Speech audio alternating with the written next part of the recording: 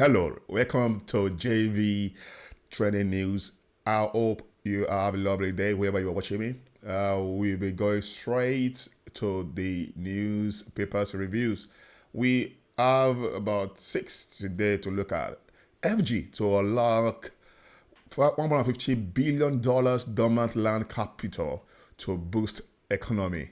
Now, this is based on the issue of land, on how to make sure that all the lands are registered. According to what they say there, they say that 5% of the landowners registered, have the document ABC of O, and perhaps that means a lot of people are not really paying ground rent. And this issue that Tinubu's government is bringing up is basically issue of ground rent that has been taken serious by Wike in Abuja, and also what has been happening before in Lagos State. And that's to show that this government is just looking all possible means to really use internal generated revenue. And this internal generated revenue is not the best for the economy, because that is not production. Because by taxing Nigerians more and more on the issue of balance, on how to have registry for Nigerians to register, to start paying ground rent and so on, it does not add up. And again, I believe that this is just a sign that perhaps for those politicians who have been taking more of like Grammy lands before, but they should remember that the cases of or allegations against Tinubu grabbing half of Lagos is still there, and also Wike too, based on the recent development regarding his son also owning land. Which kind of job is the son doing? And then these are the issues that they should be careful about when you are talking about Nigerians. Federal government generating more money, and also the state. Maybe they are talking about personal people or business will be generating more money. How?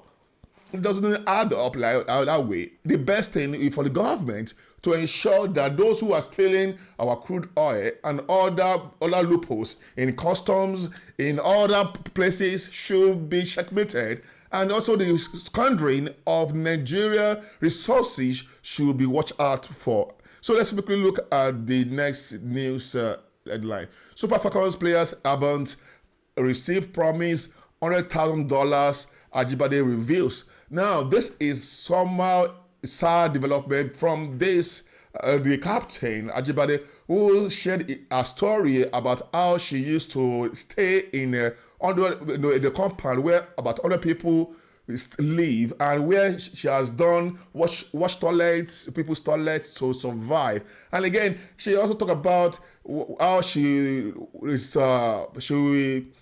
play for the clubs, local clubs, and then without receiving any pay for 10 years. And that is to show. But according to the news, what baffles me is that she is 24 years old. But how old was she when she started? That means she started playing since when she was 14. Hopefully, it is not football age. But that's not the point of the newspapers review now. Is this what I'm talking about now? Is that Tinubu's government should ensure that they should not be, putting promises that they cannot keep. Now, she said that the players is getting toll on their health, because the expectations that what they are expecting from the government should not take too much time, since that they have claimed that the money has been allocated. Then what is delaying the payment? And this is something that to show that our country seems to not be taking the issues of the government so serious.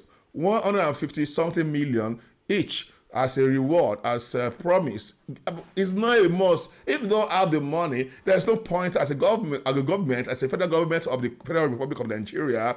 There's no need to promise these people so that huge amount, because these issues, a lot of people celebrated, and then even there's this girl that sang about I want to be a billionaire. Tenny, yes, Tenny, she's talking about that song. You posted that she has not received that the players that one of the players for the Super Falcons that won did not. Respond to to her message because perhaps she doesn't want to share. She doesn't want to share the money with her. But unfortunately, she is coming outside to discuss the issue with Chud, the Chud podcast that used to have interview with prominent people in Nigeria, and she made that development. So let's really look to another news headline. Now, full list: FG approves 9 new private varsities, according to Tinubu. The Minister of Information Alausa, the statement made about 550 something pending requests for approval for the university institutions that has been there. The Tinubu government inherited these huge chunks of numbers.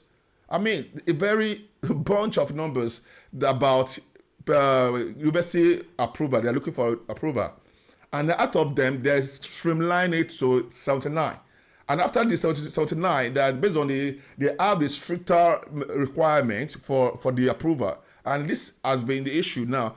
Out of the 79 private universities, only 9 new private universities have been approved, and this is a sign when another news came up earlier about Tinubu's government not allowing any creation of new schools again. But the issue is that recently another videos came up online about some schools having less students, and then the government is spending much money to take care of the school or something related to the mismanagement of funds in those schools. So let's hope that our educational systems will really have better upgrades and reforms that will put us to be the top 100 universities, so that can also be among those top 100 universities in the world, and also our results, our graduates will be able to compete. They will be able to compete with other international students. So let's look at the next one. Hoodlums looked at vandalise FG's 80-bed specialist hospital in Oyo State. It happens at Pakistan in Ogbomoso, not in Oyo State. Now, the idea is that this issues that is something when you hear this kind of news, it's a sad development. If the state government is using this hospital, would it have happened? They said that the contractors have already handed it to the ministry, and then there was a lot of delay, and the place has been there without any without functioning, without any production. Operations, no patients. This is about mother to child hospitals. They were designed for maternity, and then for the healthcare centers for the children. This is very, very sad development that they stole about 150 batteries. They also stole some kind of ceiling fans, and then the other equipment that they stole there without security. How would the government? When you hear this news, this is very sad development. And then before you know it, now you'll be alarmed when there's overinflated prices of the stolen items. You hear they have stolen billions. Before you know it, they will still out to look for another money again. And these are the borrowed loan money. How long are we going to continue this way? So let's look at the next one. 2025 budget. Ministries in dilemma as Accountant General suspends fund request. It says May the portal has been closed, and then there used to be more of like ministries uploading their request about the money they need and the budget and the other things they need to spend money on. But since May, they have already closed the portal because they used to use that portal for pre-screening, to know either they will forward it to the Ministry of Finance before the finance approve, before then they will not return it back again before uploading it again to the portal. But the issue is that what we are saying is the what's going on. The 2024 budget has been extended to the 2025, and now the 2025 budget is likely to be extended to 2026 budget, which means that there's no really proper kind of accountability and then evaluations of how these funds have been dispensed, and who are those who, how are they be assessed to know either these things that when they have spent, actually they have spent them well, they have spent them judiciously, and as well as appropriately. So let's look at the next one. This is last news headline reviews that we're looking at in the JV Trading News. Reps probe 1.06 trillion naira LGKS program over poor impact, and it started 2021 according to it's going to be 4 years program, and the reps are probing, and the question it will be that they are claiming that there's no impact about what is, and this is because they are looking at the poor people among the Nigerians. Those people are the less privileged, those who are so poor that they cannot afford to afford basic needs, daily meal, and so many. And the issues about other empowerment programs that are associated with, because there are about 3 aspects, the importance of the NGKS. But they're saying that the people are not seeing any impact. And then this huge amount of money has been released for the programs.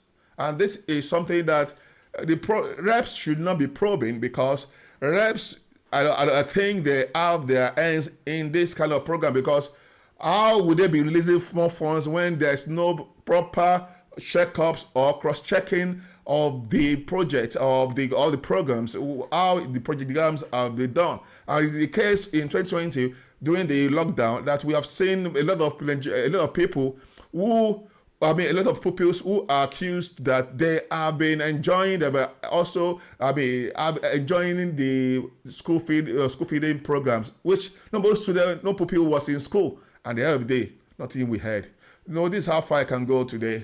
By God's grace, tomorrow I'll be coming for the Friday edition. Today's date is Thursday. Anyway, 14th day, August 2025. My name is Johnson Salami, and see you by God's grace next time.